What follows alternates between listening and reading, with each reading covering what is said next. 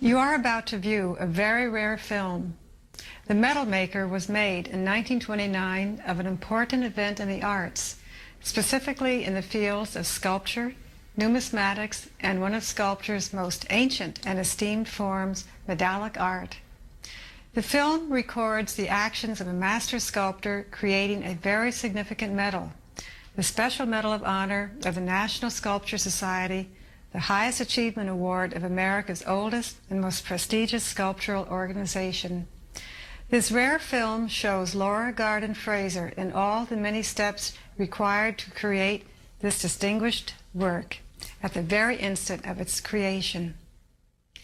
We are privileged to view these rare images preserved on a film presumed lost for half a century. Later, I will have more comments on this valuable documentary of American art history. First, we will see Laura Fraser in her New York studio. Every sculpture is born in the mind of an artist working in plastic, three-dimensional forms. Laura Fraser joined the famed Malvina Hoffman as the first women sculptors in this country who sought expression in metals.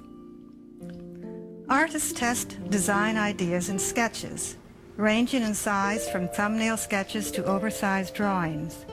They seek symbols to express their chosen theme.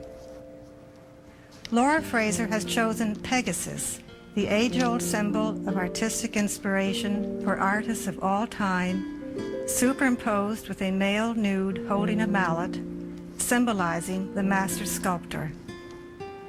Perhaps Laura Fraser absorbed the principles of medallic design set down by Malvina Hoffman and from her husband, sculptor James Earl Fraser, who designed the Buffalo nickel and stated, "Simplify your design, employ appropriate symbols, use care in spacing all elements, and execute the design with style."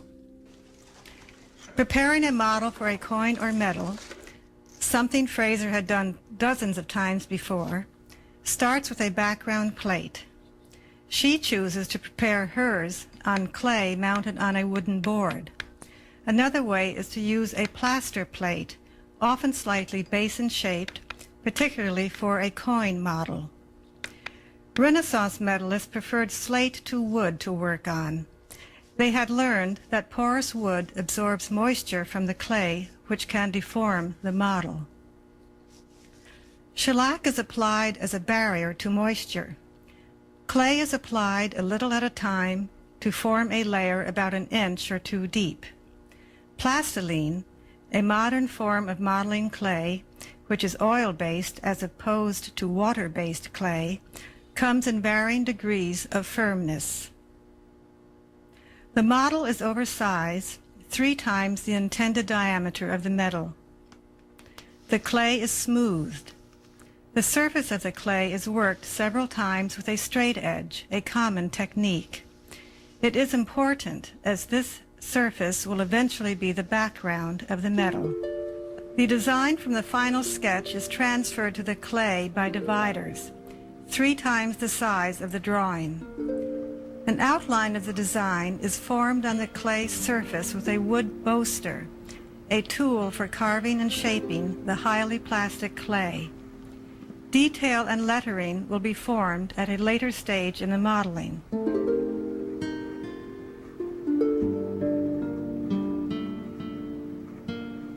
Small clay pellets are added to the model one at a time in a technique of sculptural modeling as old as time. The artist's nimble fingers shape the pellets as she applies them to the background clay. The process of refining the 3-dimensional shape continues throughout the entire stage of modeling. The suppleness of the clay allows her to mold the form in stylized or realistic modulated relief. The goal is to transform her original 2-dimensional design into a bas-relief surface which can be converted into a hard metal form that can be copied, reduced, and rendered into a die.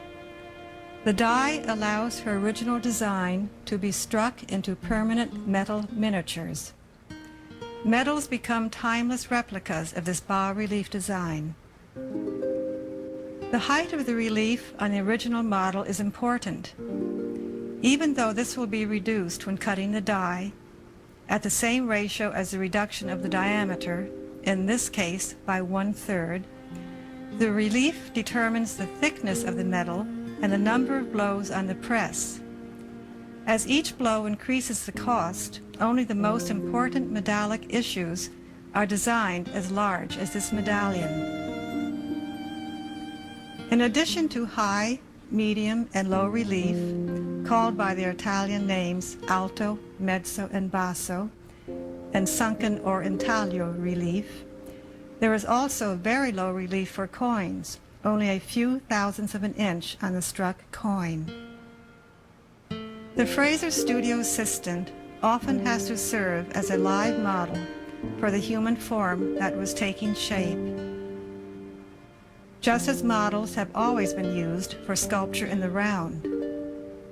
Here, Laura Fraser's trained eye translates the anatomical form to pliable clay, modifying, improving, refining, adding detail to bring the model to as perfect a three-dimensional relief as possible.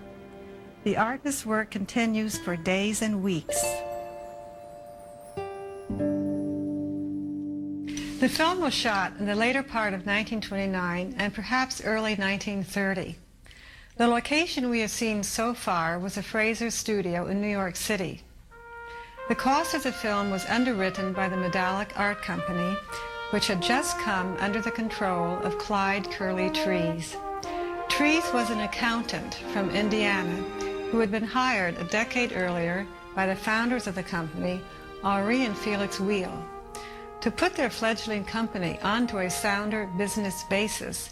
The Wheels, both sculptors' assistants, had acquired machines from their native France that would allow them to do enlarging and reducing work for sculptors, both reliefs and small statues. Clyde Trees desperately wanted to promote and advertise to secure more business for the struggling firm. The conservative Wheels, who had obtained all their previous business from sculptors exclusively, did not want to spend a nickel for such frivolities.